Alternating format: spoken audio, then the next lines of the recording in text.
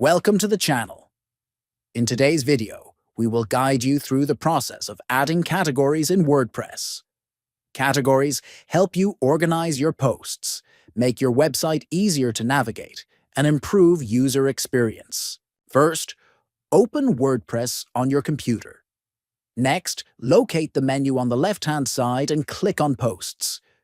Once you are in the Posts section, you will see an option labeled Categories. Click on it to open the Categories page. Then you can add a new category by entering the category name in the provided field. If your new category is a subcategory of an existing one, choose the parent category from the drop-down menu. You can also enter a description for the category if you want, which helps explain the purpose of this category to your visitors.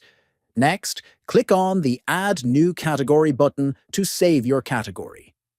Your new category will now appear in the list on the right side of the page. If you found this video helpful, please like, share, and subscribe to the channel. Thanks for watching.